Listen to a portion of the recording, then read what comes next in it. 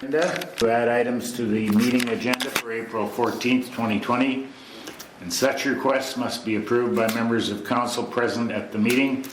Therefore be it resolved that items number 7.5 and 7.6 shall be added to this April 14th, 2020 agenda. I also believe there was one piece of correspondence that was added. It was one, yeah, 10.6. Okay, plus 10.6 under correspondence. District rec is that one, the letter. Okay, any discussion or questions? Can you just, what are the two items, the 7.5 and 7.6? They have to do with computer access and a resignation request. Any further questions? Not all in favor? Speak up if you are in favor. Yep. Opposed? It's carried.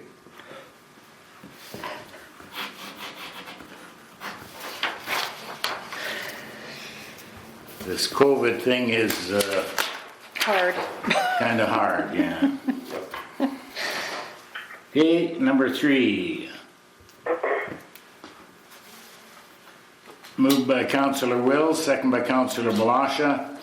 Resolved that the minutes for the regular meeting of council for the Municipality of Swan Valley West held on March 24th, 2020 shall be adopted as received. Any questions or comments there, errors or omissions?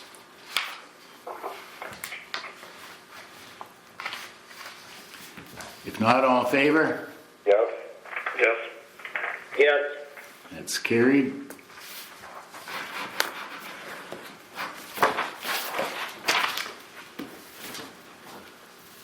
Okay, there are no public works reports. We move then to general business, resolutions, bylaws, 7.1. Approval of an audit to be done for the status of the current radio system. We have a resolution for that?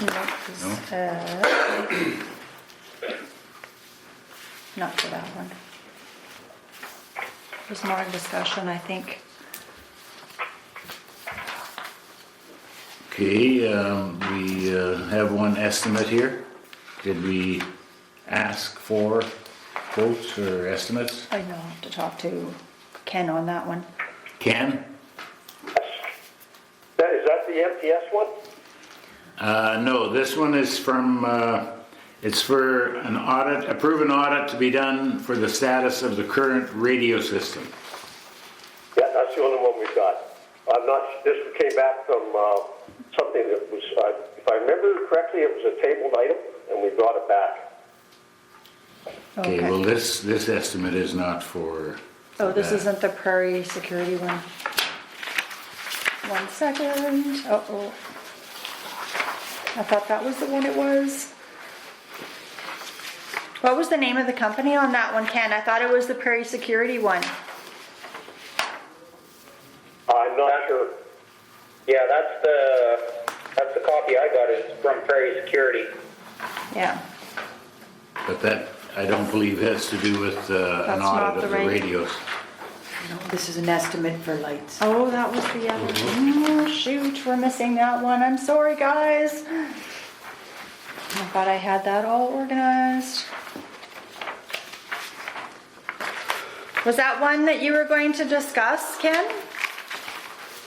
There's one that James is working on, and it's for the new radio systems for the fire hall. Oh. So I'm not sure if this is part of that or not, to be honest with you. Okay, then maybe we can just, Why do We we can not table table it until the next meeting and yeah, Yeah, I think so. because that's, and then we will have the proper yeah, that's paperwork and perfect. so on. Also ask James about it when he comes in for the in-camera session. Okay. Okay, moving to 7.2, support flowers for Kendall. That is a That's resolution. that one right there, yeah. Okay, we need a mover and a seconder. Yep, I'll move it. Glen, Darryl seconds. Tyler. Yeah. Okay, moved by Councillor Foster, second by Councillor Kushniryk, resolved that the following grant be approved for payment and provided for in 2020 financial plan for the Kenville Community Hall for Beautification Program in the amount of $618.17 for flowers, containers, and delivery. Any discussion or questions, comments? If not, all in favor? Yeah? Yes. Yes. It's carried.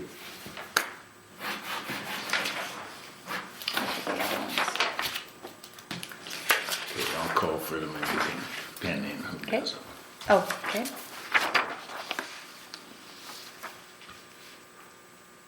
Okay, the next is 7.3, to move outstanding utility accounts to taxes.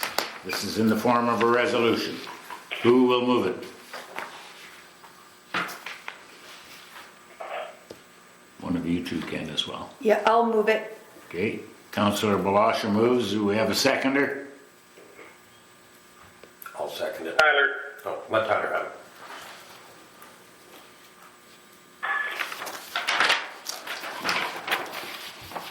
Moved by Councillor Blosha, second by Councillor Kushniryk. Whereas under section 252, sub 2 of the Municipal Act, the amount of costs set for the services and supplies owing to the municipality can be collected in the same manner as a tax may be collected or enforced under this act. Therefore be it resolved that the outstanding utilities, as per attached list of account numbers, service addresses owing to the Municipality of Swan Valley West, as of today's date, shall be moved to the tax roll for the appropriate property, and a notice shall be sent to all property owners reporting the amount moved to the tax roll and the current outstanding balance as a result of this application of amounts owing to the municipality. Questions or comments on that? If not, all in favor? Yeah? Yes. Yes. That's carried.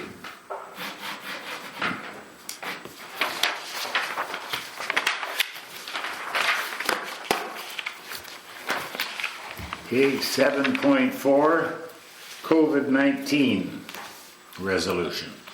Need a mover and a seconder for that. What is the resolution?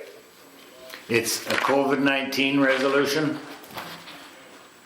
Council Municipality Swan Valley West wishes to reduce the risk of spreading the COVID-19 virus through any of its facilities, and whereas the province of Manitoba has mandated that public gatherings cannot exceed 10 people, therefore be it resolved that council hereby authorizes the closure of the public to the following: municipal offices, including the LUD of Benito, all public works facilities, including those within the LUD of Benito, and the Benito Recreation Center and surrounding grounds. It's quarter after, I mean. You need a mover and a seconder? That's right. Okay, I'll move it. I'll second it. Who's I? Tyler Glen. Tyler? And Glen. Okay. Do we Okay, need do to either of you wish to speak to the resolution? Anyone wish to speak to the resolution?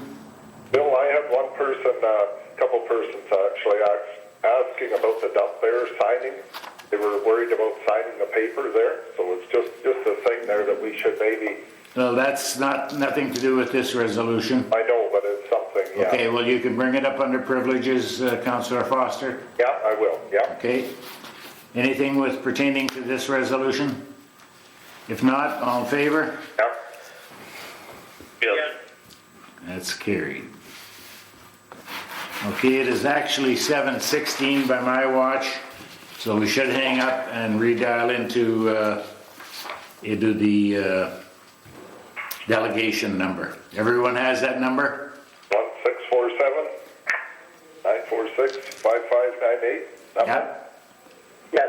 Tyler, you have it? Good. Thank you, guys. We'll talk to you In a as soon minute. as we get into that other one. Bill Gade. Oh, maybe conference. they're phoning in. Just, Oh, they're phoning in. How do I hang up? Just answer. Hello?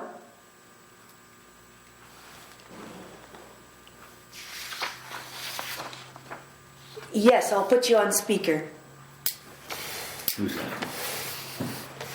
Who is it? Oh, The right phone number. You guys will actually have to dial into the meeting that I provided the information for. Okay? Yep, Yeah. we're just about to do that. So, Okay, excellent. okay, thank you. Yeah, bye. Just dial in. Yeah. I just have to dial in. okay, do I have to dial 9? No. It's a long reach. So I press this one. Left your go-go gadget. Okay, hit 1 and then 6. Oh, you've got it there.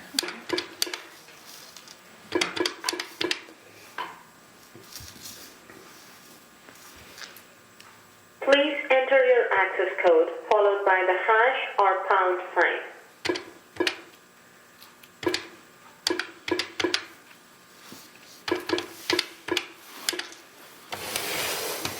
By the hash or pound sign. Not have a PIN number.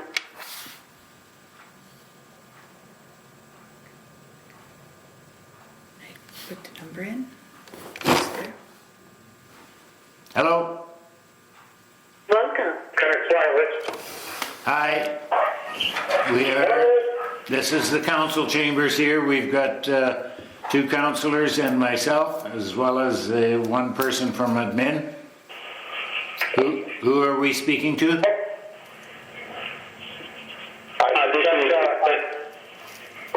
One at a time. Who are we speaking to? Who's from Connex?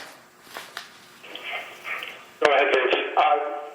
You have Vince and Jesse from Connex Wireless. Okay, Vic and Jesse. Vince, I think. Yeah, Vince, as in Vincent. Oh, okay, sorry. So, gentlemen, who would have thought the world would become like this, where just like my 13-year-old daughter right now is doing a conference call with all our friends, we have to do it the same way now. Yeah. Crazy. It is a crazy world. Thank you very, very much for spending some time with us. We will, as promised, we will try and make this as brief as possible. Over the past few years, we've talked to you guys about systems. It's funny, over the past 3.5 years, how things have grown and changed for us. If you don't mind, just some slight background. We've basically taken ordinary fleet tracking devices years ago. We've added a lot of new software to it. We've added peripheral devices so that they will provide data that rural municipalities want. I think we're up to about 12 devices now, of which we're probably talking to you guys for about 3 or 4 of them today. But they all came from feedback from rural municipalities, from CAOs, from councillors, from operators. So it has grown into something quite large. We now have, in this less than 3 years, we have the equivalent of a third of all of the rural municipalities in Saskatchewan are our clients, and we believe that before year end that half will be our clients, and we've already spread into Manitoba and moving into Alberta. So what we have is a good product. If I may, just touching on each of the products fairly briefly so there's time for you guys to ask some questions. The road grader package that we have is basically one of our devices with the ability to know where a vehicle has traveled, your road grader's traveled, and to know whether it's been in operation or not, meaning the blade has been in the down position or up. You can see it in several fashions, either in our written reports, or there's a Excel spreadsheet version of this, or you can actually see it on a mapping. Each grader, it can be set up with different colored lines so that you know which grader has done the work that's been performed. The purposes of this are to do several things for your organization. One of them is that typically a lot of RMs will get the operators to write down their activities of the day. Some of them don't do it at all. Some of them do it inaccurately. Some of them do it by mapping. And it's not something that's very accurate. So what we do is we provide a digital method so that you can forever see all the activities that have happened. The spin-off from from that is your operators no longer have to spend the time to write things down, may it be accurate or inaccurate. The other spin-off of this is that we provide the kilometers that have been traveled, so now your foreman can know exactly how many kilometers each vehicle went. You can attach your budgeting to it because you have a costing associated to the cost per kilometer. It's in there, which helps both the foreman as well as the CAO. Councillors can be assured now that the foreman that they hire to watch the people doing the right job. And additionally, you probably have the same problem as everybody else. A ratepayer calls in, they will say, your guy hasn't been down to do my roads and blah, blah, blah. Well, you have a process that takes long and they don't even believe you. Now what you can do is pull it up on the screen and send an email to that ratepayer to show exactly the times and dates you were on their road. And so what that does is it actually, if your operators are concerned about you utilizing our system, it's the opposite. It empowers your people. Because if they're doing their job, it proves that they're doing their job. So they should look at this as a benefit, not a detriment. Any questions on that at this point? Would those records have to be printed off, or they're retained in a cloud, or how are those records retained? You said they're retained forever. Yeah, it's kind of all of the above. What you could do is on a required basis, you can pull it up just either on your phone, on a pad, on a laptop. It's internet based, so you can pull it up to look historically. Just to see what's happening in the past. You can look to see real time what's going on. You can also, and some RMs do this, is that you might create a report on a monthly basis and you download it as an Excel spreadsheet and you put that into a file folder and you might mark it, by the week or by the month, and you can create a whole history. However, it's not necessary because you can pull that data from our server at any time, and as long as you're our client, you got the information forever. Okay, that was the question. Thank you. Now, one of the other questions that we typically get asked is because I'm hearing some noise going on there. Yeah, we have 5 or 6 different individuals calling from home, so. Oh, okay. So one of the questions get asked is that because the system is cellular based, a lot of the times you might go in and out of coverage. For instance, specifically the Humboldt area is really notoriously bad for all the hills. So what happens is we develop the system so that the devices that are on all the equipment will store the information as it's traveling, even when it's not in cellular coverage. And when a vehicle gets to the top of a hill again, perhaps, so it downloads the info. So you never lose any of your data. You always have it, no matter whether it's good, bad, or otherwise coverage. How much capacity to do that? Some areas of our municipality have little to no cell coverage. Would it say store for an entire day, and then once the machine was back at base or within cell tower service, would it download it then, or what is the amount of data that can be stored? Actually, that's another very good question. Each thing that happens, may that be a blades up or down, or ignition on or off, or a turn, anything like that is called an event. Our devices store up to 20,000 events at any given time. 20,000 events would be the equivalent of a road grader not being in cell coverage for approximately 7 months. Wow. Okay. Mr. Galloway, with the GPS system that the co-op has right now, we experience the same problem, but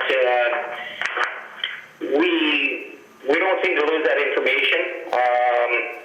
So it's never been an issue with the co-op and the system that we've been using. So. That's good feedback. I'm going to tell you that most systems, all of our competitors could store anywhere from 2,000 to 5,000 events typically. We just took it to a really high level because we could, that's all. So that's good to know.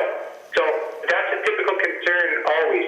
Now the downside of it is you might not know where, in real time, a guy might be in a valley. You might not know exactly where he is at that moment, but you can see his path as he was traveling, so you have a pretty good idea where he is. And when he gets back to the top, then it fills everything in again.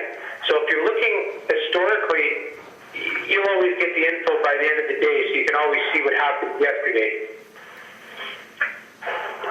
Did you say there was an onboard monitor or anything that we can communicate with drivers? There is nothing in that fashion with us. That honestly, we have the ability through our devices to put mobile data terminals, small strips terminals with a keyboard on them. But honest to goodness, by the time you add the development and the price of the terminal, well, they're called cell phones. You guys can text back and forth.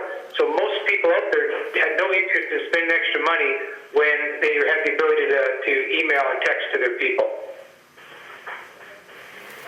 Yeah. Okay, no, I was just curious. It was a feature that was available with a system that we're using at another retailer. And again, it's the sort of thing we could do. We've opted not to because it was a big thing about half a dozen years ago, but not so much now. So, All of our employees have cell phones. Okay, time is wasting here. Could you perhaps give us some costs per unit, the initial cost, and then what if there is a monthly or annual fee involved as well? of course, if I may, and I took too long in the other, let me go in less than 2 minutes. Let me describe the other thing. The mowers that you have. We provide the same service as what we do on the graders. You can see the operation of when they're cutting grass or not. The difference is it's with the PTO switch hookup. You can see when the blade's in operation. But the other part of it is monumental. I'm a city boy and I didn't know any better, but mowers hit hazards all the time. They hit culverts and they damage the culvert, they damage the equipment. What our system does is that we have the ability when the operator is moving down the road, when he gets within 10 meters of a culvert, let's say there's grass in the way, he can't see it, a buzzer goes off to warn him there's a hazard coming ahead. He carefully goes around that culvert, and when he gets to the other side, there'll be a double buzz to let him know that it's free and clear and keep mowing. And in other words, it eliminates any damage to your mowers on the tires and that sort of thing. That sounds like a very good idea, kind of like backup sensors on a vehicle. Yeah, we're fairly smart. We got that info from operators and saying, yeah, we hit things sometimes, and so this eliminates that. So that's the second piece of equipment I believe that you had interest in. Do you want to talk about the price of those two products? Or do you want to talk about the water fill station that we could talk to you about? Let's deal with this right now. Okay. Are the units different for the mowers then with the buzzer you're talking about? Because we also do wing plowing in the winter, and more than once a wing has hit a stump or something that is hidden in the snow. So that sort of technology might be very beneficial on a patrol or a grader as well. Yeah, it would be. To give you the graders themselves, we get from Germany, we get a laser that goes above the blade or the disc, and it knows the height. You can use an adjustment to know the height of the blade up and down. On a mower, you don't. You use the PTO switch on there because it's cheaper and easier to just work it off of a switch that's turned on and off.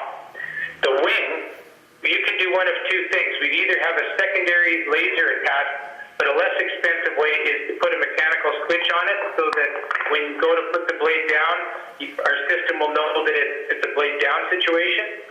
So that's probably the most cost-effective way for you to do that. Yeah, no, that I understand. I'm talking about the warning system that you talked about on the mower, approaching a rock or a culvert, as you described. Yeah. We have issues, or there could be issues with the wing on the grader striking an object and doing damage. So it would be great to have that alert there the way the mower has it. Is that possible? Yeah. If I can backtrack or add something new and then come back to that to describe it. First of all, we have a device that we talked to you before about called an Exit, X-IT. And it's a small black box that gets plugged into a cigarette lighter of a vehicle. That's what you use to mark the location, the longitude and latitude of your culverts. it will take some time. You either get a foreman or you get a summer student or somebody, and they will go out and they drive over top of a culvert and they push one of the buttons on the exit device, and it sends the location of that culvert into our system and stores it forever. And you can have an unlimited number of markers up there. You can do everything from culvert to stop signs to railway crossings to anything. From a CAO standpoint, there's a huge asset management that has to be, it's a behemoth. This provides a way to digitally map this. Now, backing this up a little bit, all the things that you mark, a mower wants to know where all the culverts are, but a grader might not want to know where the culverts are, but they want to know the other thing you described. So you can download specific things of concern, hazards of concern differently from a mower to a grader. If you follow what I'm saying. So The only relationship between the mower and the grader was the alerting system, and that's what I was interested. So it's possible not only on the mower, but also on the grader. absolutely, the answer is yes. Okay. Now also, real briefly, you guys have gravel trucks, do you not? We do.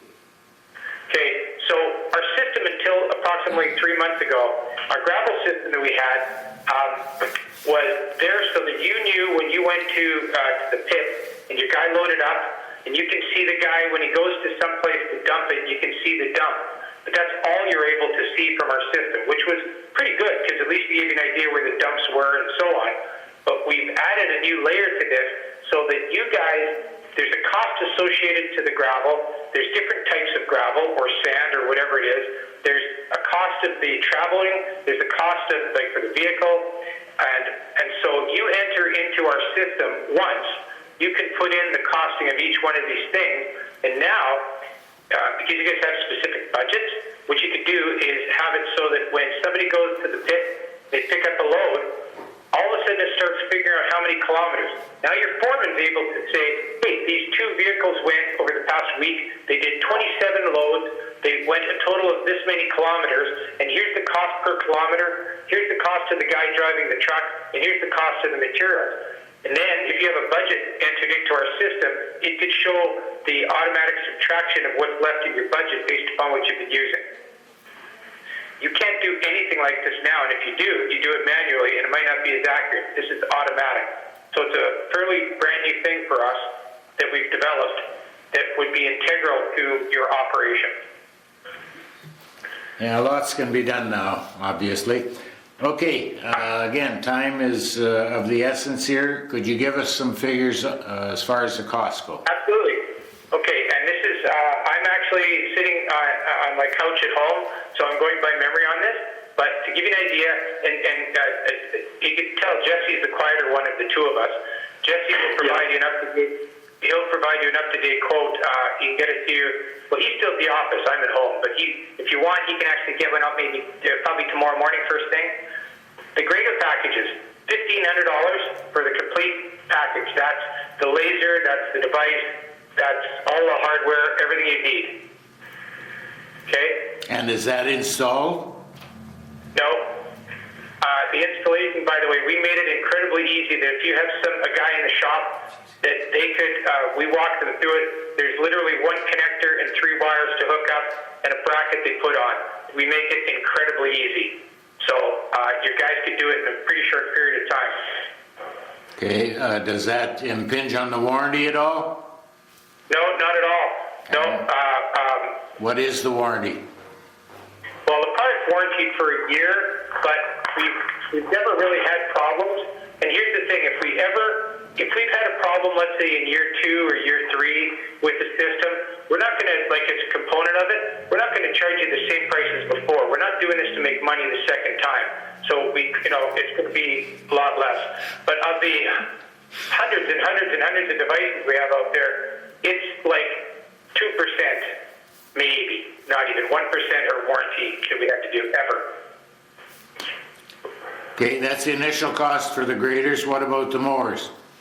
Mowers you're looking at $1,300 for the mowers. They're a little bit less money because there's no laser involved in them. Okay, and for the gravel trucks? Jesse, I'm going by memory now. Help me.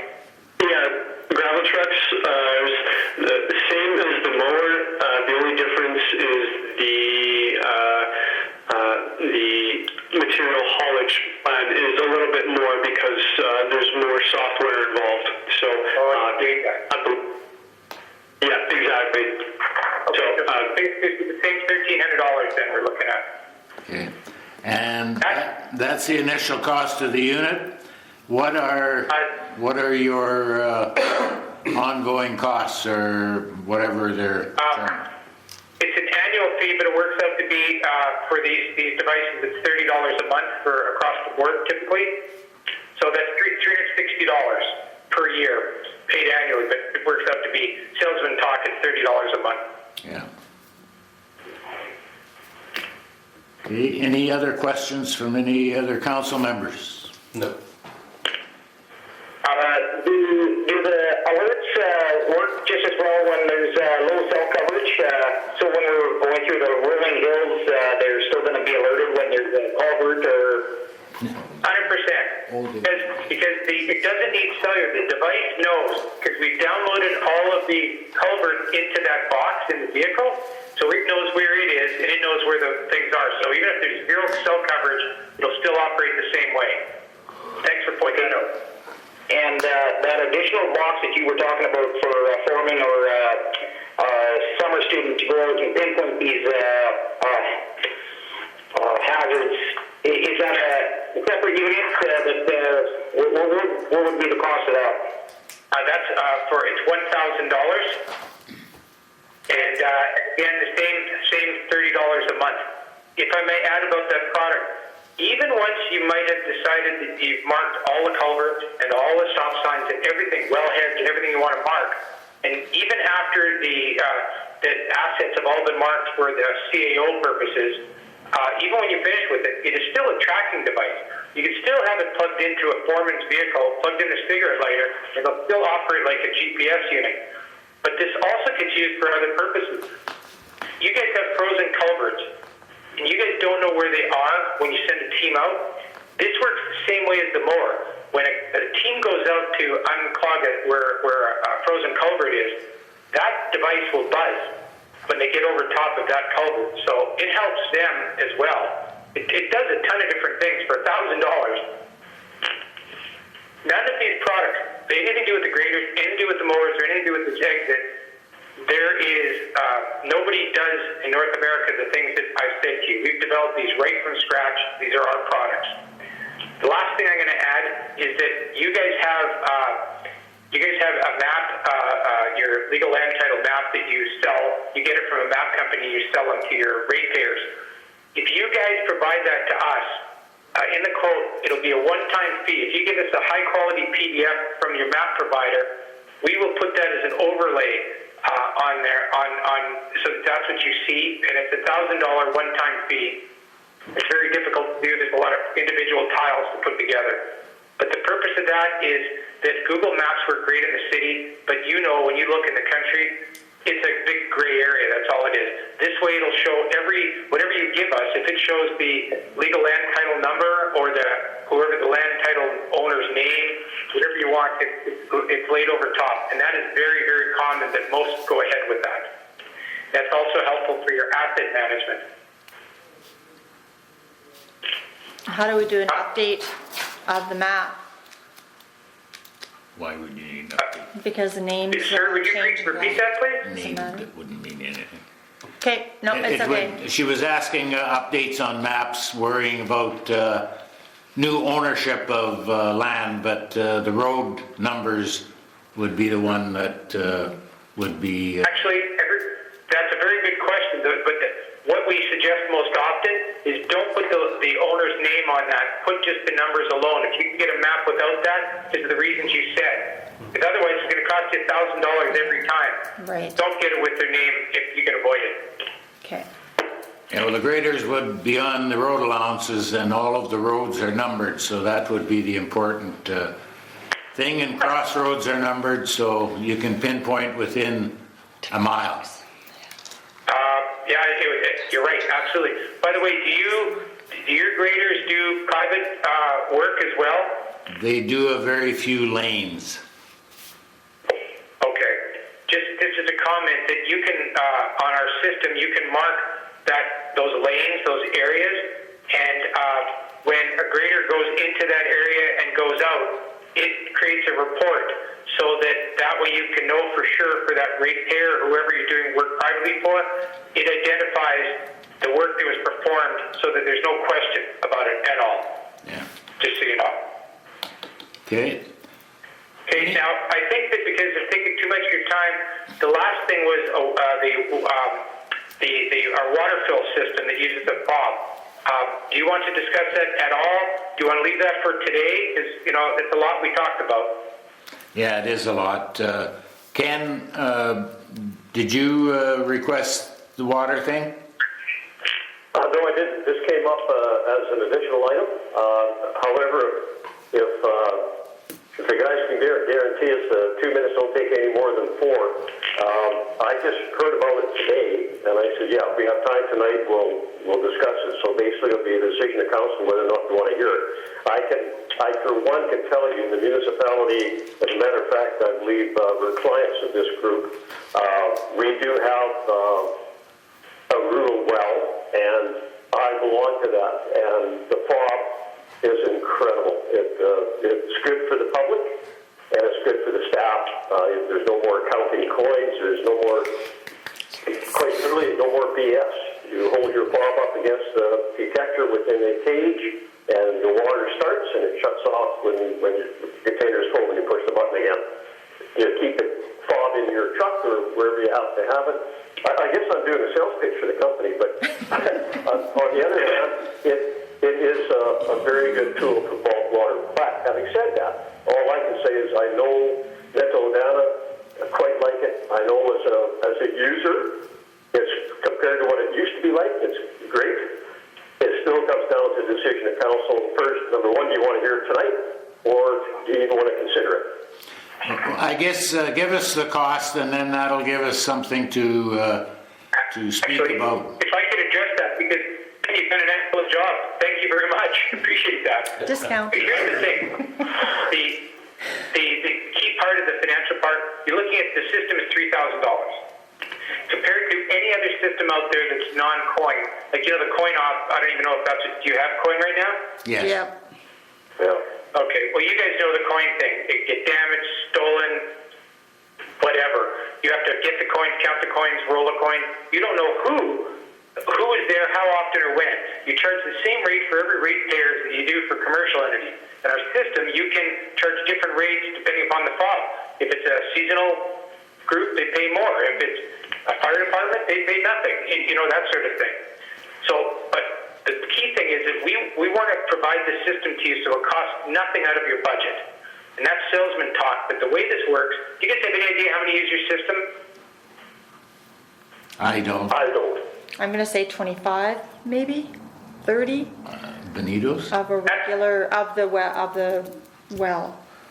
We're not talking. This would be But the other part, at the LUD there where we'd be using it more. Yeah, it's at the yeah. LED. So it'd be, I don't know. It's I don't know, over Bill, 100. do you have any idea how many users might use the LDD water? There's probably 30, 40 there, I would say, yeah. So what would the collective number be if you had to give a guess to it? 30 or 40, he said. Collectively, okay. See, this is one of the things, the coin-op, if you don't know this stuff. So here's what most other RMs do, and it's up to you guys to do what you wish. But typically what happens is that you want the users to pay for your system, to pay for the box itself. You don't want a ratepayer that never uses your water. So what a lot of RMs do is that they will install a system, they'll tell everybody you're switching over. You could put our system next to the coin temporarily if you want to for 30 days till they get used to it. They come into your office, they buy the fob from you. Let's say they buy the fob for $50. Some do it for $75, some do it for $100. Everybody's different. Let's say you charge $50 for the fob, and you still charge for the water the same way you do. Well, the $50, maybe the first year, $25 annually after that, your choice. But the $50 times the 40 people is a couple $1,000. All of a sudden, your $3,000 system really only costs you $1,000 to use. These people are not begrudging, like, Ken, what did you pay for your fob? Or did you? I didn't. I gave them I think it was a $20 deposit on it. See, and everybody's different, right? So it could be just that. You're never going to get, deposit back. The fact of the matter is that most of the system can be paid for by the users themselves. You could do a slight increase on the water. What happens is everybody prepays. So Ken might be prepaying $100 to the RM office. What happens is when he uses the system and he turns the water on and shuts it off, within seconds you get an email that says, Ken, thanks for using our water. You used 1,100 liters. You had $44. You used 6. You now have $38 left. You guys have it in your system that you see how much money was subtracted. You could use that for your accounting purposes. Transfer that over into your whatever program you're using at present.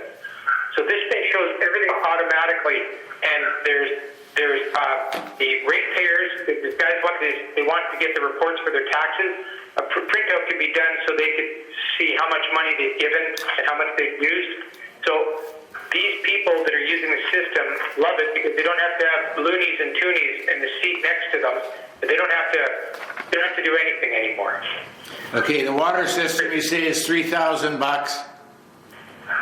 Is that correct? Correct, that is correct. And the service for it on an annual basis is $50 a month or $600 a year. So there's a service.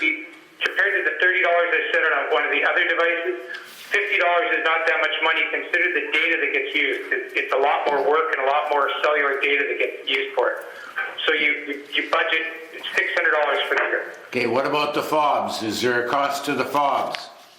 Yeah, fobs are $15 a piece, and again, that's part of the whatever you would charge.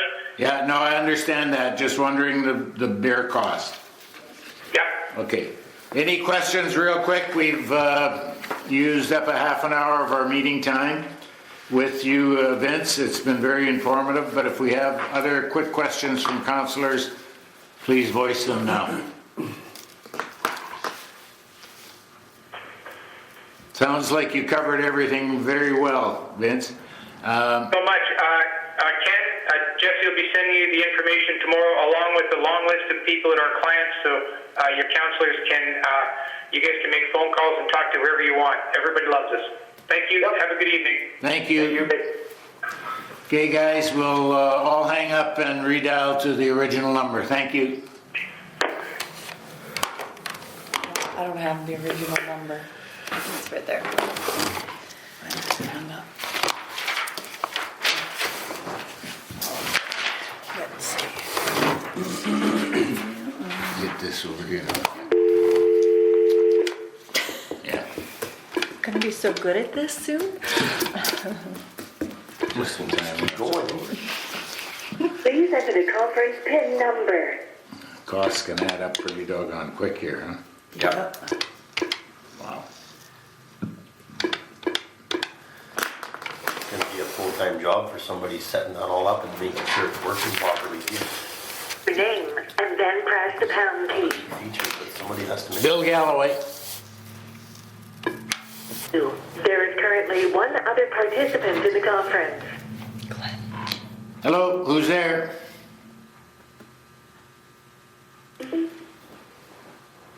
Who is present? I'm here so far. Anyone else? No, just not so far. I was sure it was gonna be Glen. In the conference. There's Glen.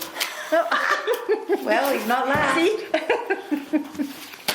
Tyler snuck out for a smoke. But he's on his cell phone, so he can go anywhere. That was the beauty of the last meeting. Which one's the chair? The 7-5. Coffee and a cigarette. But they're probably gonna want you to read it first, maybe, eh?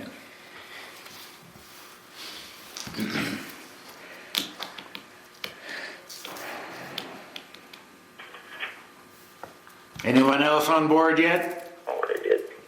Tyler, is that you? Is now in the conference. Tyler, are you there? Hello. Hi. I don't know. My fingers aren't hitting the right buttons. I don't know. It sounded like you fell down there. We weren't sure. Yeah. All right. I'm good. Thank you. I'm back. Ken there? Oh, Ken. Ken, are you there? We've lost him.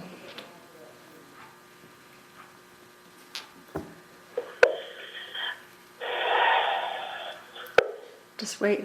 My cell phone will go off right away.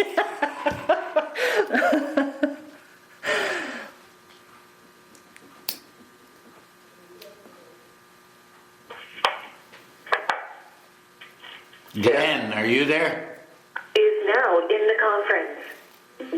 You missed the name. Hi. Ken, is that you? Yep, Okay. Perfect. Okay, Glen, you're still there? I'm here.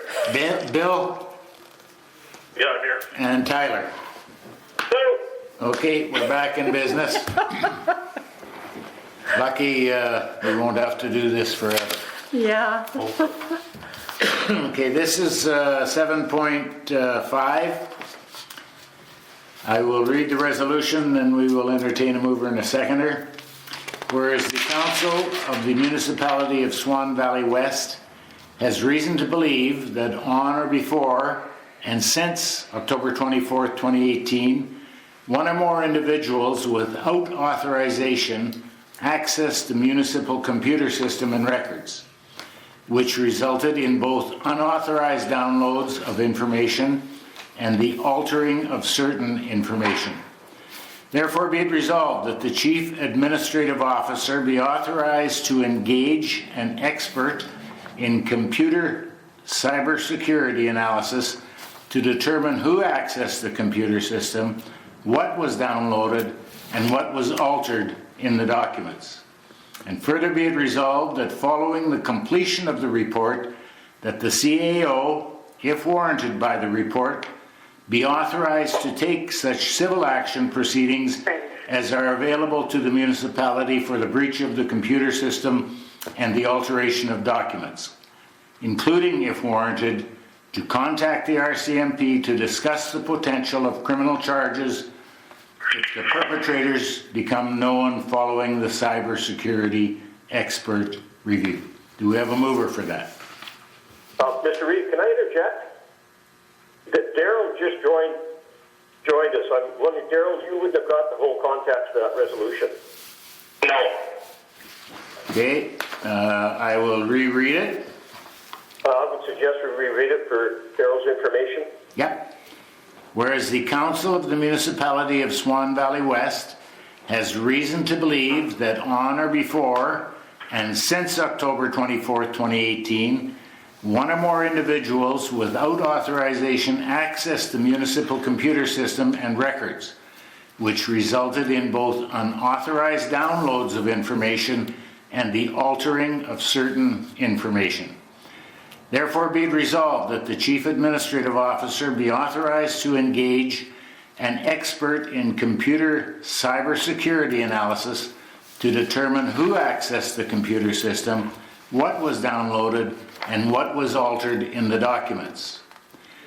And be it further resolved that following the completion of the report, that the CAO, if warranted by the report, be authorized to take such civil action proceedings as are available to the municipality for the breach of the computer system and alteration of the documents, including, if warranted, to contact the RCMP to discuss the potential of criminal charges if the perpetrators become known following the cyber security expert review.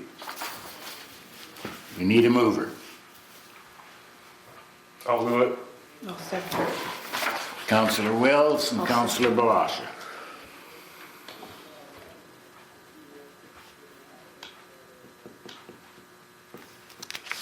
Any questions or comments on the resolution? I have a question. Okay, There's actually more comment. Assuming that somebody has downloaded something, have we looked at our insurance coverage for the identity theft portion of it? Because we'll be required to tell people if their identities were stolen. I cannot answer that. Ken, do you have an answer for that? No, that was not done. As I said, I'm fairly new to this process, so Maybe it's I can something also say, maybe we should discuss it a little more in camera, but I can give you a couple ideas on that too, just things we should look for, because we've got some requirements. If somebody did steal information and that information involved by ratepayers in some way, we have to tell the ratepayers it was stolen. Yeah, well, I don't think that can be established until it's actually looked at though, Bill, right? Yeah, I know, I'm just saying we might want to include that in here as, authorize the CAO to do those other things that need to be done too.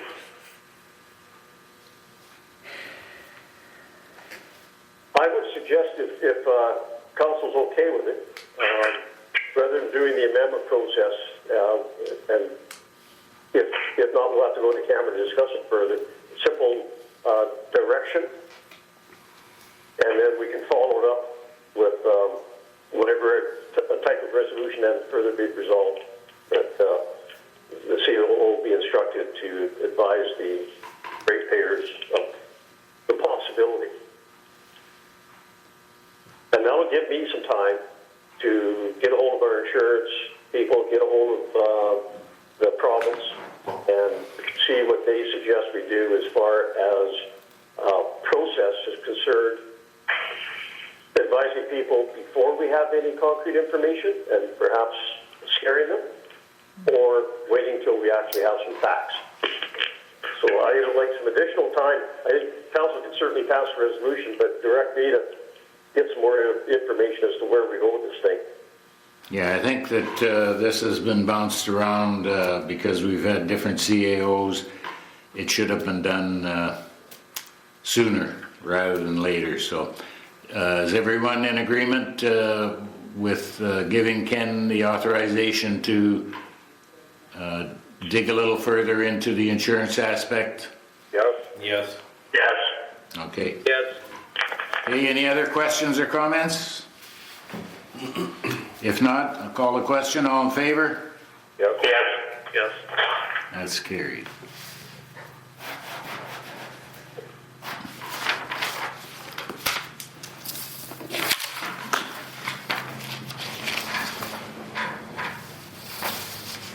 Okay, the next one is 7.6. And again, I will read the resolution prior to asking for a mover and a seconder. Whereas the well-being and the interests of and the proper conduct of council and the administration of municipal business requires council members to adhere to and honor Section 83(1)D of the Municipal Act, to keep in confidence, matters discussed in a meeting of council closed to the public. And whereas the interests of the municipality are harmed when there is a failure by a member of council to maintain such confidence.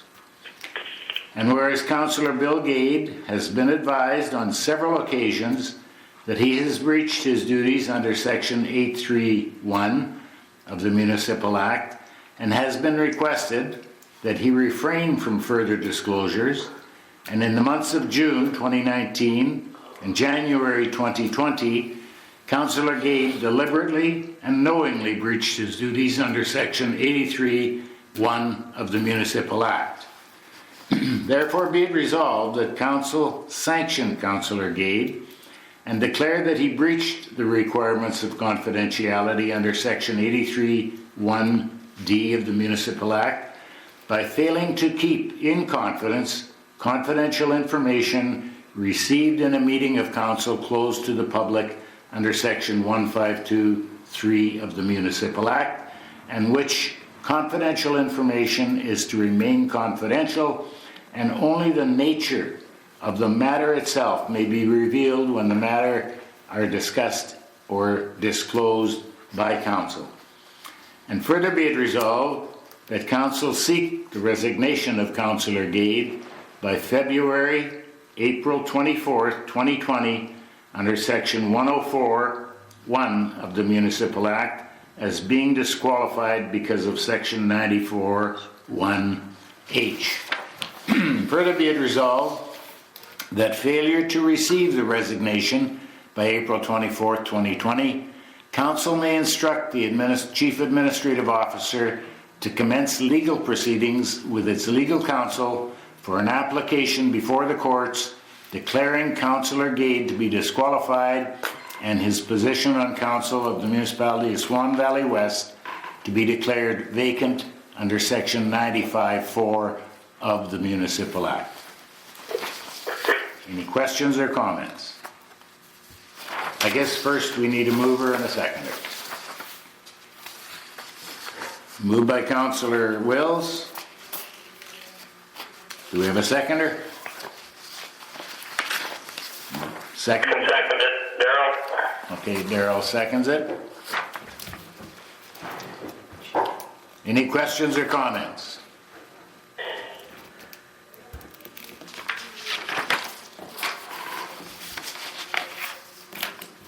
No one has any comments? Call the question. All in favor?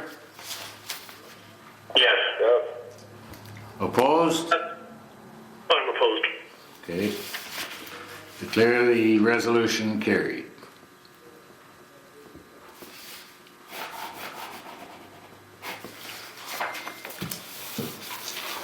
Okay, we go on to finance. Number 8, 8.1, general checks. Do you all have a copy of the list of checks?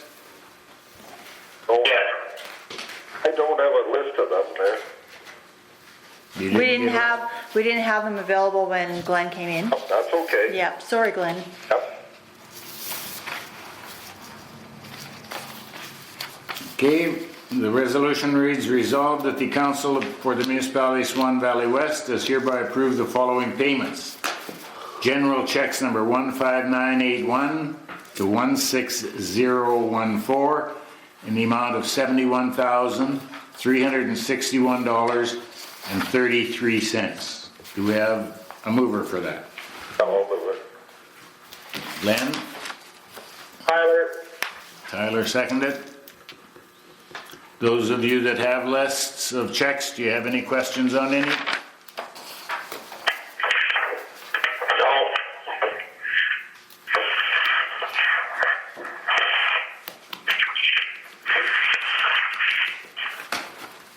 No questions? All in favor? Yes. Yep. Yes. That's carried.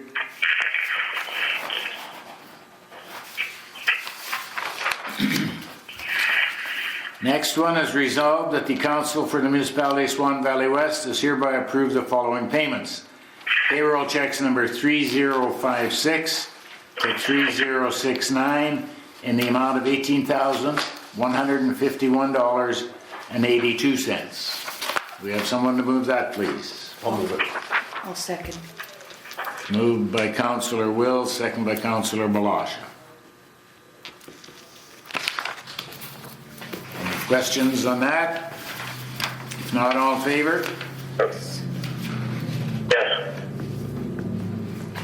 Councillor Gade, did you respond? Yeah, but yes. Okay, thank you. It's carried.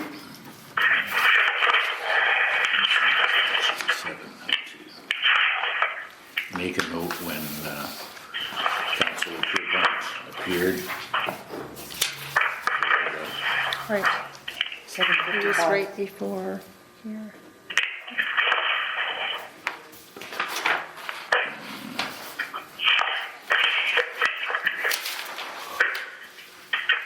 Or this one.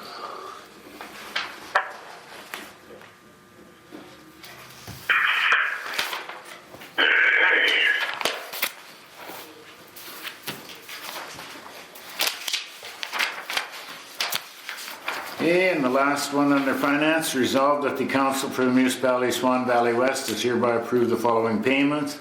Indemnity checks for March 2020 in the amount of $9,355.50. Do we have a mover for that? I'll move. Moved by Councillor Wills. Do we have a seconder?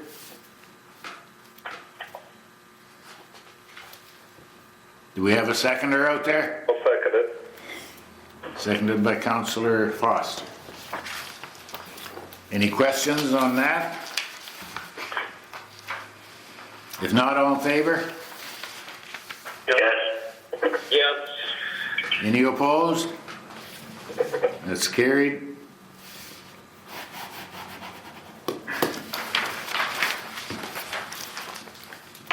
Okay, number 9, discussion. 9.1. I think our finance person has the budget fairly well filled in. However, we need to have a meeting or two to go over the 2020 budget. And guess what we're looking for is some available dates. Hopefully within the next period of time prior to our final meeting of April. We would appreciate having a date, Mr. Reeve, set for next week. Yeah. Time is of the essence here. As I noted in an earlier email, that James does have the uncontrollables are pretty much done, but we still need council's decisions on some capital items and the 5-year plan, of course. Okay, are there any dates that are out for anyone? The I guess let's go at it that way. The 21st is the LUD meeting. 21st is the LUD meeting. So that's not a good night. What about the 23rd, Thursday? Anyone have anything going on Thursday? 23rd? Nothing. No one? It's open for everyone? I'm good. Yeah. Okay, what time do we want to start? 7? Is it possible to start at 6, or does that put somebody out for as far as their work is concerned? No, 6 will work. 6 works for me. Okay, 6 o'clock on Thursday? The 23rd? Sure. Okay, if that's good for everybody, so be it. Excellent. Is this with phone call? Same way? Who thinks they can actually attend at the office? I will attend. I'm thinking I can attend unless something changes from. Okay, anyone on the phone think they can attend? I probably could. Okay, Yeah, I'm not sure there. It all depends there. Yeah, I probably could, but I'll see what happens here closer to date there. Yeah. how about you, Tyler? I'm going to say no, just for company procedures that we're following at work. Okay, Councillor Gade? I'm in much the same boat. I'm not supposed to if I can avoid it. Okay, so there would be 2 of you and the CAO then by telephone. I might get my telephone. Oh, and Glen too, yeah. At any rate, you can be in contact with the office. It would be, I would suppose, the same number that Same we're number. using now. Yep. So don't discard the paper with the number on. I can send it out again with the special meeting package. Okay. We'll have to give notice of that meeting or not? No, that wouldn't be a meeting that would be open to the public, would it? Because we'd probably be going in camera discussing that, would we, or what? We can, because if we're going to call it a special meeting, and we'll have a couple of resolutions regarding reserve funds, it will be open to the public. Having said that, that would be, we'll have the resolutions to pass first, and then you can go into the camera to discuss the business part of it. Okay, so the reason I was asking, just so that Donna would know if she has to put up notices. Yeah, we'll have to, if anybody wants to attend, they would have to attend by a conference call. And I think that if people understand that the first part of the meeting is open because we've got a couple of resolutions to pass, and then part of the agenda will be in camera to go through the financial the proposed financial plan for 2020. And, we're going to have a public meeting, so that is going to be open. But in most cases, it's good to have your initial discussions in camera because there could be aspects of the business that shouldn't be out there yet. Okay. Anything further on 9.1? Not 9.2 Transportation Committee meetings. What was the reason for that being on the agenda? A date for it, number one, and I just had a concern as your CAO that I just try and make sure we get these committee meetings a week before council so that staff have adequate time to prepare, first of all, for the Transportation Committee meeting, and secondly, anything that's coming out of that that can go to council, then we can work with it and get it in there and carry on with getting these packages out in a timely fashion. And the other one I had in regards to that was, I think there's one councillor that has trouble making those meetings on time, if I'm not wrong. And I haven't spoke to that individual councillor about this, but I'm just wondering, is council set on that specific time? Or would they consider moving it? Or is it even a concern of that councillor that if you can't make it, they're on time? I'm just throwing that out. I think the reason it was set at that time originally was so that staff, the lead hand, rural and lead hand urban, were basically just coming off work and coming to the meeting then. So if we had it later, if that's what you're suggesting, would mean, I guess it would mean that it would be later only, but I'm certainly open to it, but depending on the rest. The next one that was scheduled for the 7th of May, which is Thursday, so they would have Monday, Tuesday, Wednesday previous to that, as well as all day Thursday, obviously, to set the agenda for the trans meeting, and then they would have Friday and Monday to do the regular meeting. Now, it used to be that they were on Wednesday, which would maybe give them one more day, office staff, to get the regular meeting. I don't have an issue with that either. Yep, we do need that extra day. Because we're trying to get the council packages out on a more timely fashion, and typically that would be by noon on Friday. It's going to be pretty hard to do if we've got transportation issues to follow up on. Yeah. Okay, so can we move it to the 6th of May then? And at what time? That's up to council. Tyler, do you have, will you continue to have issues getting here by 5?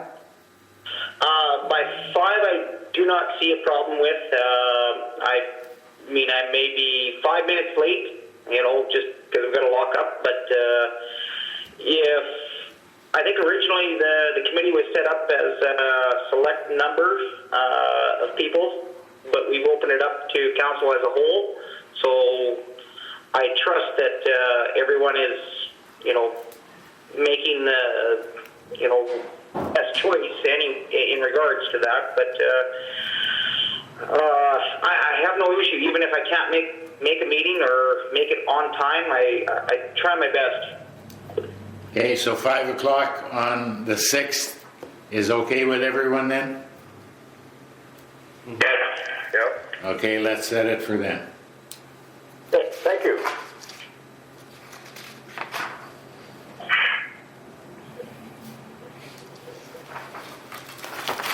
Perfect. Okay, council emails and secure communications, 9.3. Okay, if I may take over this part of the discussion, Mr. Reeve. You may. I have a concern, and I was hoping to get a legal opinion on this as well prior to the meeting, but our legal counsel was just too busy to get it out to me. So what it is, and you've all got your own emails now. Well, unfortunately, this time around, it didn't work out so well when it went to your own personal computers. However, there is, and we're fortunate in one regard that our legal counsel, Orville, does lecture on this particular subject. And I'm suggesting to council is that you look at purchasing your own one. The municipality would purchase tablets of some nature. Say, I'm not going to give you a number just yet.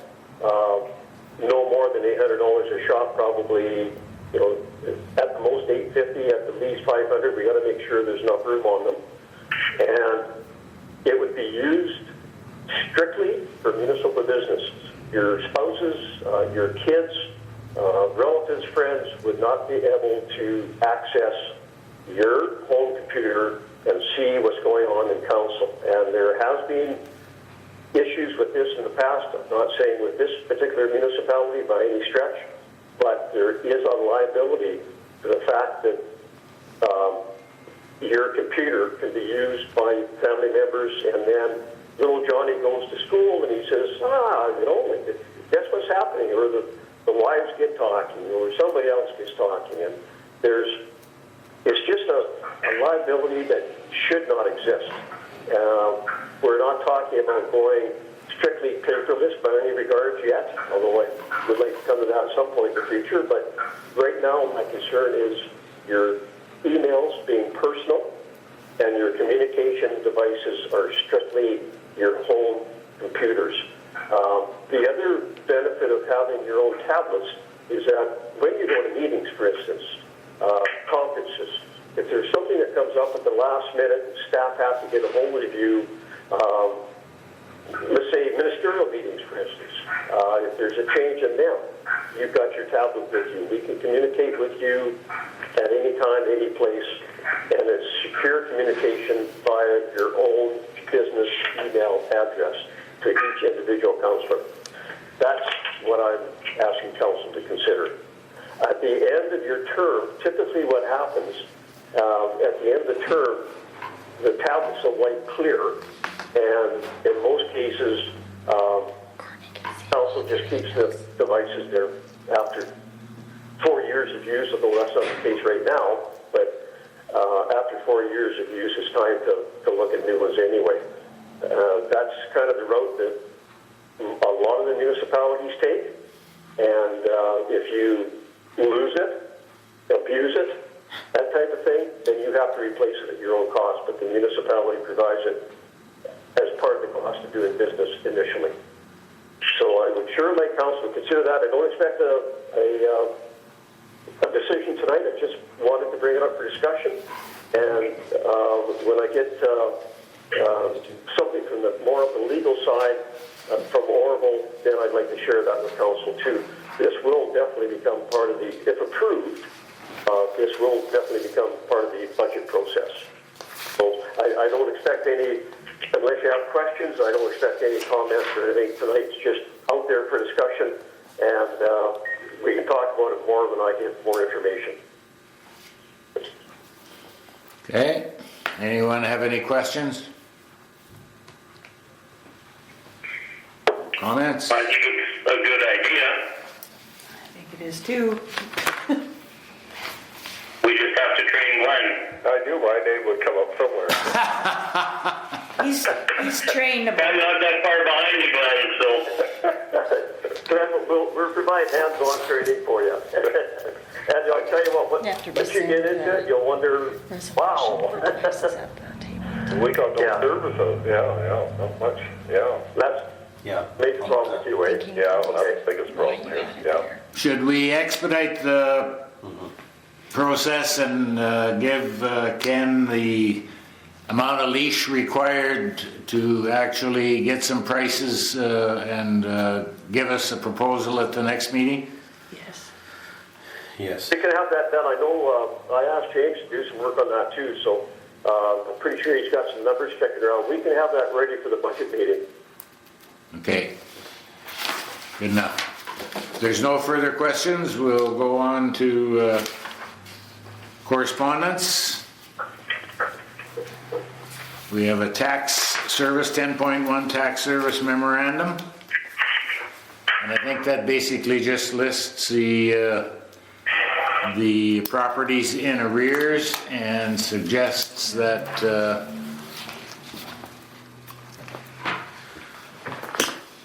Suggests a few that we options. do some manipulating of what is normally done to defer payment deadlines and so on, waive penalties, defer tax arrears, recovery, etc.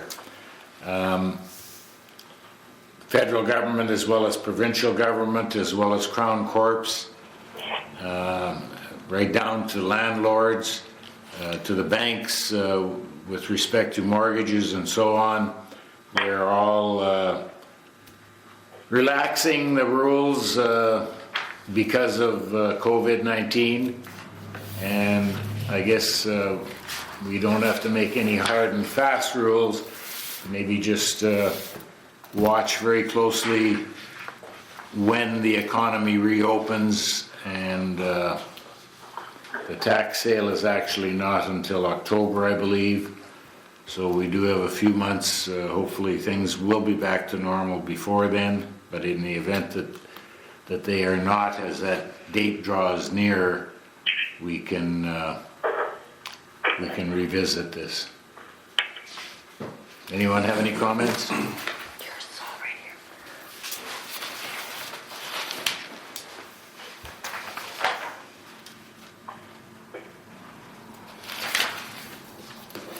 Not, we'll move on. TIAC update, tourism news. You want mine? No, you can No. do that. I'm not familiar with it, so. I don't know. You didn't read it No. either? Okay, you've all got a copy of that, I guess. Maybe Glen has too on that one? Yeah, I got a copy. Yeah. Okay. Any comments or questions on that? Basically for information, I believe. Tourism.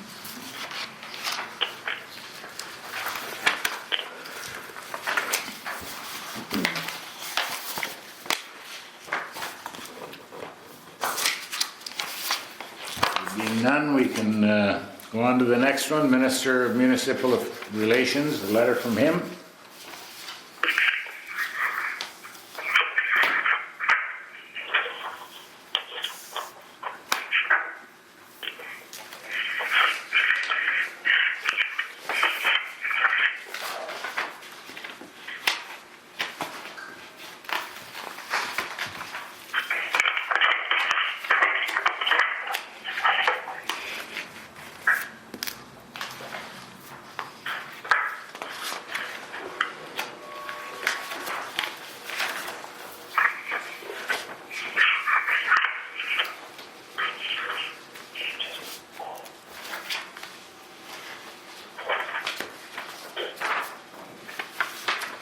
It looks of it, I don't think we will have a whole lot of floods occurring here unless we get a bunch more participation all at once, or precipitation, I should say. Few frozen culverts and a little bit of overland water running, but not very dramatic.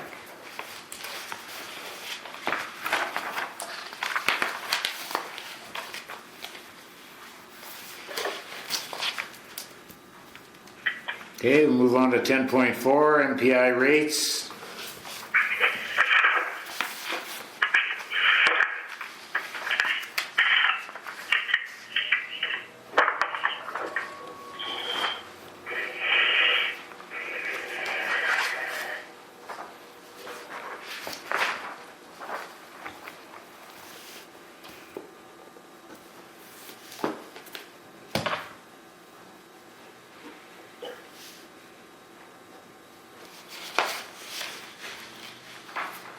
Very slight increase for firefighting costs. Yes, for and Mr. Reeve, all that information and follow-up has been forwarded to the fire chief of Benito. Okay.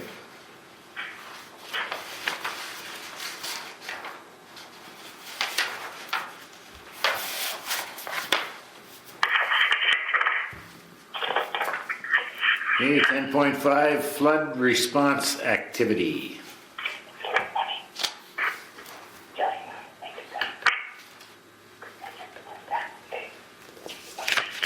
Anything to do with COVID-19 mostly. Yeah. How to build dikes. When it comes to the COVID-19 issues, we get an incredible amount of paper from both province defense offices of drinking water, fire chiefs, association negotiation, whatnot. What we've been doing is sharing all that information with the individual departments so that Bill at Benito gets all the updates, we supply them, and the same with Don. And we share it as well with Stan Anderson, our EMO coordinator. Okay.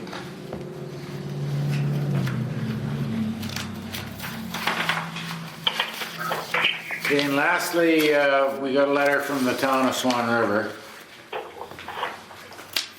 with respect to the Swan Valley District Recreation Commission. Did all of you get a copy of that, again, outside of Glen? No, I think Yes. You all got a Said copy? later, but.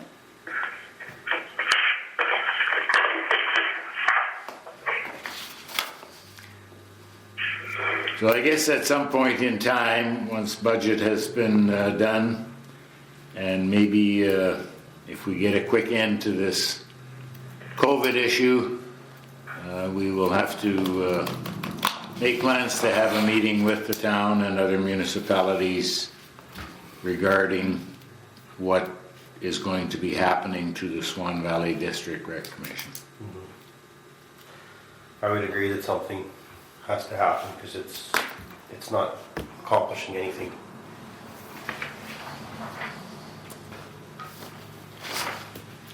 Any other comments on that one? I'm just looking at an agreement date by May 31st, right? So that's coming up within a month or just after a month. 6 weeks, yeah. Yeah. So I don't know, is that something that just has to be tabled, or can we revisit it again somehow? Well, we can definitely, we're going to have to address it prior to the middle of next month at the very latest. If we have maybe a little slightly less on the agenda for the second meeting of April here, we can have it put back on and have a discussion. Well, the other idea here is that it is going to have, or could very well have an impact on the budget.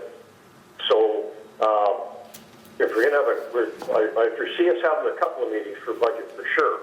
Maybe we could just take another look at it at the next meeting, the special meeting we're going to have, and include it as part of budget deliberations. Yeah, that's a good idea. Yeah, sounds good. Okay, no, very good. Okay, moving on to number 11, 11.1, resolution for gravel hauling.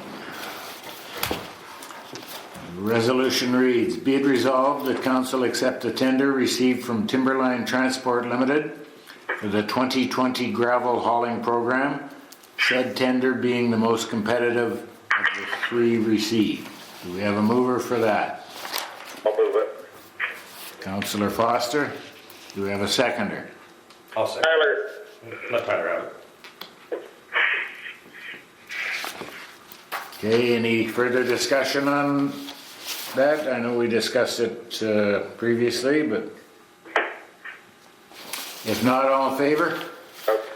Yes. Yes. That's carried.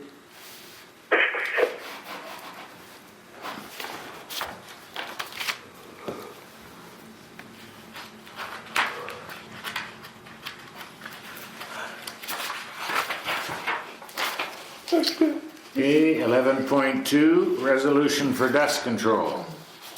Be it resolved that council accept a quotation received from Fort Distributors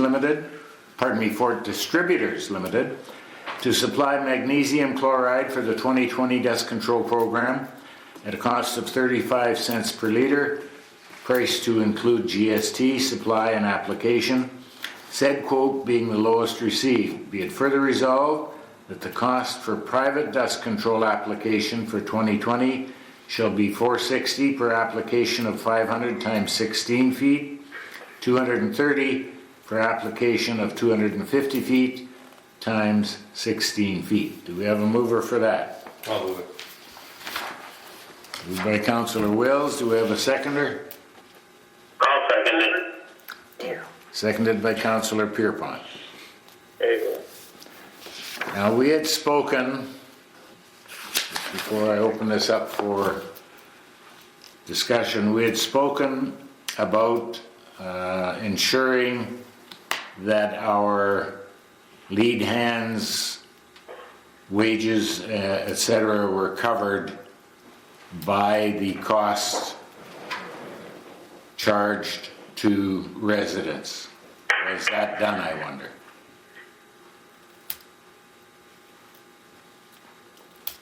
Does anyone know if, in speaking to Don, who set these rates? The 460 and the 230? Where did those rates come? I would just That's Don set from them. before. Who set them? Who set them? I think John did, either in like maybe consulting with James. I'm not sure. I think Dawn does have that all kind of worked out. What did we charge last year? Because last year they were not included. No, I don't remember what we charged last year, but I think we have had They're this almost discussion before. identical. Yeah. Then I would suggest to you they are probably not included. Mhm. So we need to look at that again, or? Yeah, I think John had a concern about that. 'Cause I do remember Dawn saying Okay. something about it, so. Well, we advised him to make sure that it was covered at our transportation meeting because he spent the better part of a week with him Yeah, I riding know. around. So could we pass the resolution as to who we're getting the dust control from, and in the next one we could set our prices? Because we know the price of the dust control, but we need to set our ratepayer prices. Yeah, we could do that by a separate resolution. I think we should do it that way, yeah. Till we know for sure. And just take that part out. and Yeah, then would take everyone that. be in favor of removing the "and it be further resolved" portion, the second portion, that designates the cost per application for ratepayer consumption, and deal with that in a separate resolution once we establish the actual true cost? Anyone object to? Yes, from the administrative point of view, I certainly recommend we do it in two separate resolutions. Okay, anyone object to that? Okay, that's the way it'll be then. So the resolution will now read, "Be it resolved that council accept the quotation received from Fort Distributors Limited to supply magnesium chloride for the 2020 dust control program at a cost of 35 cents per liter, price to include GST, supply, and application, said quote being the lowest received." All in favor? Yes? Yes. Yes. That's carried.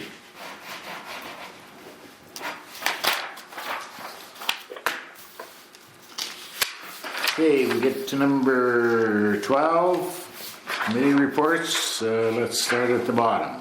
Councillor Pierrepont. Just had the transportation meeting. That was it. Okay, thank you very much. Councillor Blosha. I didn't have any committee meetings to report on, but I did have one question. I'm not sure if this is where I put it, but has anybody heard if we got accepted for green team members? Did you hear anything back from the government on the green teams, Ken? Not a word. Because I heard on a newscast that if we hired students this year for that, they were going to maybe pick up 100% of the costs. Yeah, I don't even remember seeing that. If we did get it, I might have forwarded it right over to Don, but I don't recall seeing anything recently. Okay, because we usually have one green team member starting in May, so we wonder. I wonder. University student. Yeah. So if that's something that somebody could look at, please. Yep. We did get the application in, right? Yes. Cheryl had sent that in, yeah. Actually, I faxed it, so. Okay, we'll check out the status of the green team. Okay, thank you. Okay, thank you. Councillor Kushniryk. Okay, no no committee reports there. I only heard of one frozen culvert, so we're doing good so far. Yeah, the weather has cooperated that way. Yeah, Spring has to come sometime soon. yeah, right. Okay, thank you. Councillor Foster? Yeah, transportation meeting over the phone. That was about it, yeah. Okay, and you said you had a question or Yeah, about the garbage dump there I did there. about because what? People, Landfill? what's that? You talking about the landfill? Yeah. Landfill, okay. I dealt with that. But when they signed the paper, they weren't comfortable with this COVID there, that they didn't think they should be signing their name. And I can see their point because it's St. Pen being used for everybody, you know. And it's within the You know, like... disqualifying distance of nose to nose rather than 6 feet, right? yeah, I think the landfill attendant should be notified of that. I actually was. dealt with it already. Yeah. Oh, you did? Yes, I did. Oh, very good, thank you. Good. The same. Okay, that's it? Yeah. That's all you had, Councillor Foster? That's all, yeah. Okay, thank you. Councillor Wills? I think all for me was the transportation meeting over the phone last week. Other than that, nothing. Okay. Councillor Gade, do you have anything to report? Nothing to report verbally. Pardon me? Nothing to report verbally. Okay.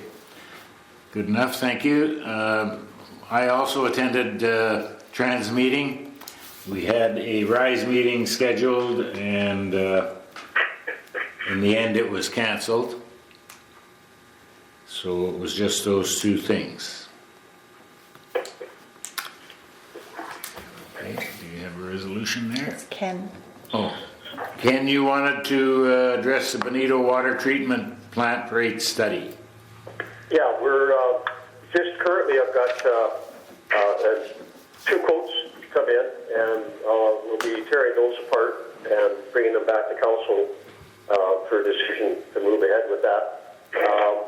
The engineering assessment study, that's the one that we asked the Water Services Board not only to do, but to cost share it with us. I've got a query off to Travis Parsons, I believe his name is, the new general manager, to see where that one's at.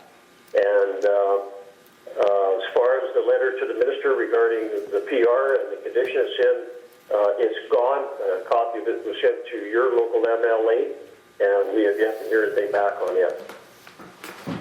So it basically brings up to date on those 3 areas.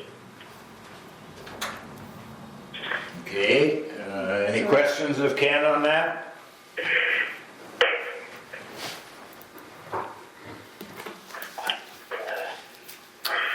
If not, that brings us to the end of, Need to move in second. oh, we got there, okay. Okay, we have a resolution to accept the reports. We need a mover, please. I'll move. All second. Okay, moved by Councillor Wills, second by Councillor Foster. All in favor? Yes. Yes. Yes. Okay, that's carried. Is Mr. Gade still with us?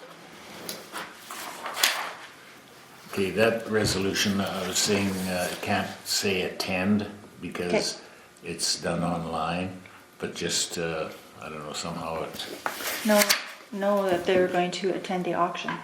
yeah, you can't. You can't attend the attend, it's auction. online It's auction. online Oh, it's auction. online. Oh, I didn't. Okay. And even if it were attendable, you can't attend it now because of COVID, right? Right. So, Okay, I just thought you could attend it the same way as the phone. No? okay, we do have this one, no? So you can just rewrite that a little bit and put, Okay, further be it resolved that the Reeve, Glen, and Tyler. I would put Councillors Kushniryk and Councillor Foster rather than Glen and Tyler. Oh, yes, when I type it out. Oh, you're gonna do Yeah. a different one? Okay. Okay, whereas council believes it to be in the best interest of the municipality to videotape the regular meetings of council, therefore be it resolved that council accept the quote dated February 6, 2020 from Mountain Dweller Media, And further, be it resolved that council authorize Reeve and CAO to sign the contract for the balance of 2020 between the Municipality of Swan Valley West and Mountain Dweller Media. Any questions or comments on that? If not, we need a mover and a seconder, I guess, first here. I'll move it. I'll second it.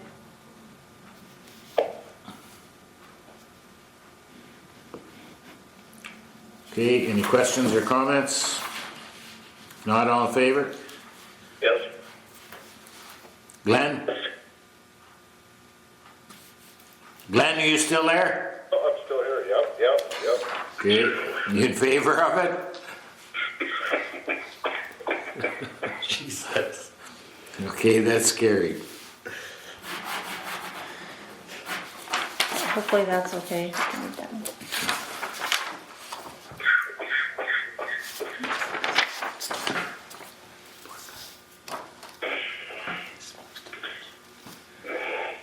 He probably choked on it. Glenn, you make my heart happy. That's funny.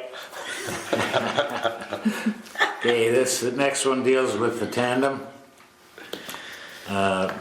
Be it resolved that a maximum of $80,000 plus buyer's fee can be spent on the purchase of a tandem truck at auction. Further be it resolved that the Reeve, Councillors Foster and Councillor Kushniryk be allowed to bid at Ritchie Brothers auction. We need a mover. I'll move. A seconder. I'll second it. Other guys are sleeping. Any questions or comments? Not all in favor? Yes. Opposed? One opposed. Okay. It's carried.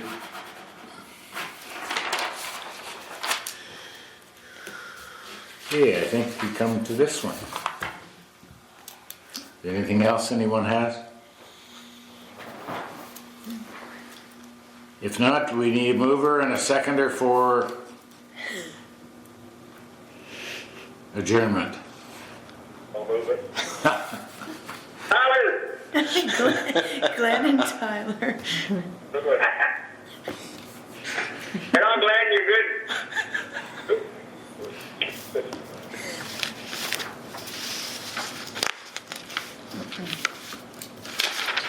Resolved that this meeting shall now adjourn at 10:30 p.m. Be it further resolved that the next meeting is Tuesday, April 28th, 2020 at 7 p.m. All in favor? That's carried. Thank you all.